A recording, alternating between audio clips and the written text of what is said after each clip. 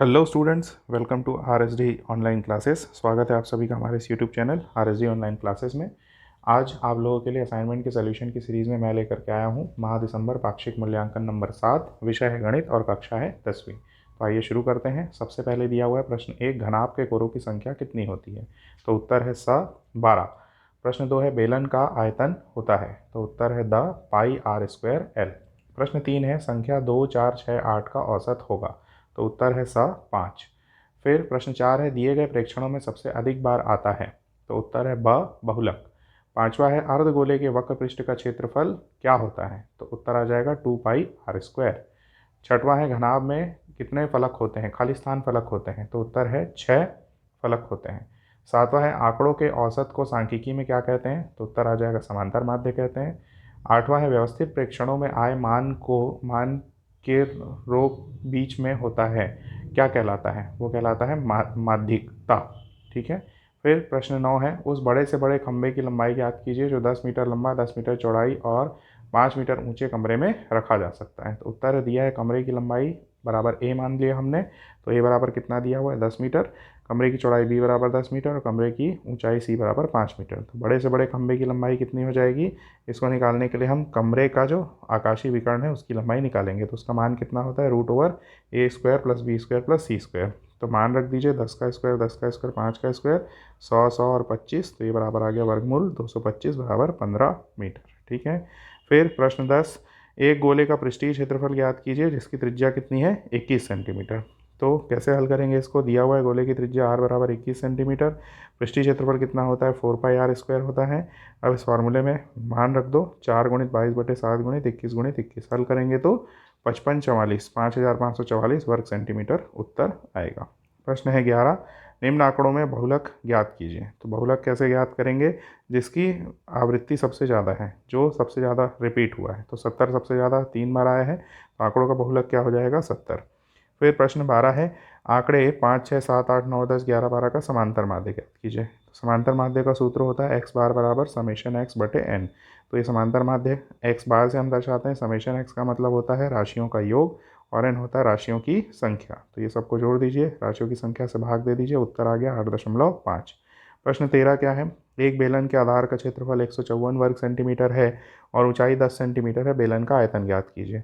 तो उत्तर है दिया है बेलन की ऊंचाई कितनी? h बराबर 10 सेंटीमीटर, क्षेत्रफल पाई आर स्क्वायर बराबर 154 सेंटीमीटर। अब बेलन का आयतन कितना होता है? पाई आर स्क्वायर h। तो यहाँ पर रख दो पाई आर स्क्वायर की वैल्यू 154 और h की वैल्यू 10, गुणा करेंगे तो 1540 सेंटीमीटर क्यूब। प्रश्न 14 है लोहे की 3 गोलियों को जिनकी त्रिज्याएं 6 सेंटीमीटर, 8 सेंटीमीटर और 10 सेंटीमीटर है को पिघलाकर एक बड़ा गोला बनाया जाता है, बनाए गए नए गोले की त्रिज्या क्या होगी?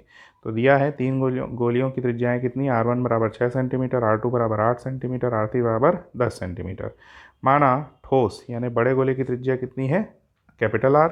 तो बनाए गए नए गोले की त्रिज्या 4/3 पाई आर क्यूब। तो ये बराबर ये दोनों के जो आयतन होंगे वो समान होंगे, 4/3 पाई आर क्यूब बराबर 4/3 pi R 1 cube plus 4/3 pi R 2 cube plus 4/3 pi R 3 cube.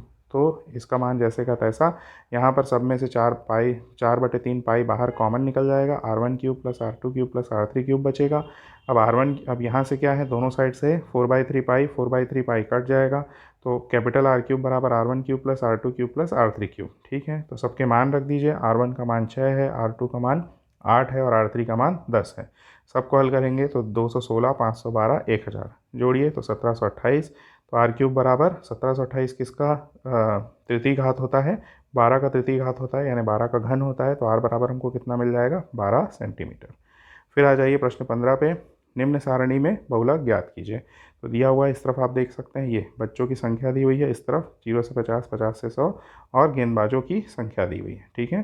तो क्या है इसका हल? आंकड़ों के अवलोकन से स्पष्ट है कि वर्ग 100 से 150 की बारंबारता सर्वाधिक है। तो बहुलक वर्ग हमारा क्या हो जाएगा? 100 से 150 हो जाएगा। अब यहाँ पर जो बहुलक वर्ग में L बराबर 100, लोअर लिमिट जो हो जाएगी वो 100, F0 बराबर 5, F1 बराबर 16, F2 बराबर 12 और H बराबर, दोनों का अंतर निकालेंगे तो 50। अब ये सूत्र होता है बहुलक निकालने का, तो L plus F1 minus F0 बटे 2 F1 minus F0 minus F2 और गुणित 50। तो सबका मान रख दीजिए, यहाँ पर आपने मान रख दिया, यहाँ पर 100 और इधर हो जाएगा धन ब्रैकेट में आ जाएगा 11/32 - 17 × 50। पूरा हल करेंगे तो लास्ट में आपको उत्तर मिलेगा 136.66 ये वाला।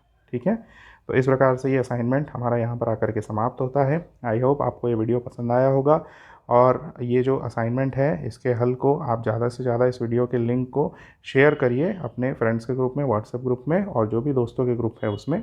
और हमारे चैनल के साथ जुड़े रहिए आने वाले वीडियो लेक्चर्स के लिए, और प्लीज़ हमारे चैनल को सब्सक्राइब करिए। आपका सब्सक्रिप्शन ही हमारा मोटिवेशन है। Thank you so much.